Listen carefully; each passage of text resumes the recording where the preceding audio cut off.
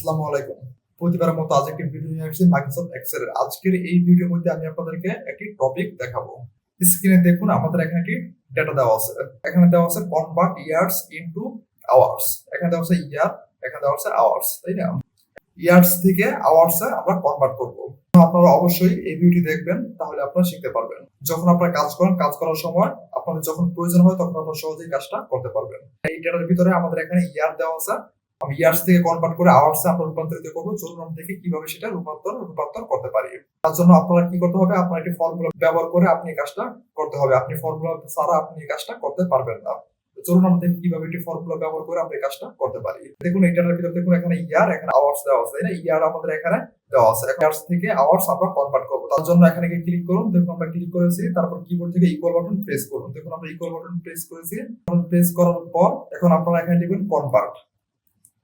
দেখুন আমরা এখানে কনভার্ট লিখেছি। কনভার্ট লেখার পর দেখুন এখানে চলে আসছে কনভার্ট। আপনারা কি মাউস দিয়ে এখানে ডবল ক্লিক করুন। দেখুন আমরা এখানে ডবল ক্লিক করেছি। ডবল ক্লিক করার পর দেখুন এখানে আছে নাম্বার। নাম্বার হলো এখানে ইয়ার। ইয়ারটা উপরে গিয়ে এখানে ক্লিক করুন। দেখুন আমরা এখানে ক্লিক করেছি।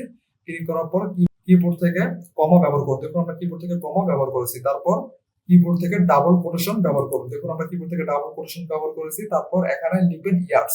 আপনারা ইয়ার্স সম্পূর্ণ লিখবেন না, শুধু লিখবেন ওয়াই আর। দেখুন আমরা ওয়াই আর লিখেছি। লেখার পর আবার এখানে ডবল কোটেশন ব্যবহার করুন। দেখুন আমরা এখানে ডবল কোটেশন ব্যবহার করেছি। তারপর আপনারা এখানে কমা ব্যবহার করুন। দেখুন আমরা এখানে কমা ব্যবহার করেছি। তারপর আবার আপনারা এখানে ডবল কোটেশন ব্যবহার করুন। দেখুন আমরা এখানে ডবল কোটেশন ব্যবহার করেছি।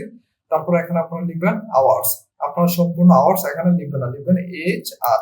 দেখুন আমরা এখানে এইচ আর লিখেছি। তারপর আবার এখানে ডবল কোটেশন ব্যবহার করুন। দেখুন আমরা এখানে ডবল কোটেশন ব্যবহার করেছি। তারপর এখানে ফার্স্ট ব্রেকেট ব্যবহার করুন। দেখুন আমরা এখানে ফার্স্ট ব্রেকেট ব্যবহার করেছি। তারপর কিবোর্ড থেকে ইন্টার বাটন প্রেস করুন।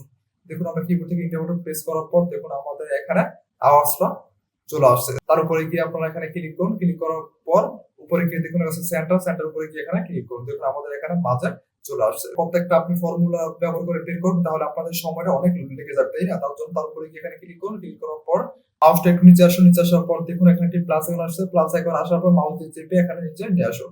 দেখুন আমাদের এখানে আওয়ার্সটা চলে আসছে। আপনি যখন কাজ করার সময় প্রয়োজন হবে তখন আপনারা সহজেই এইভাবে কাজ করতে পারবেন।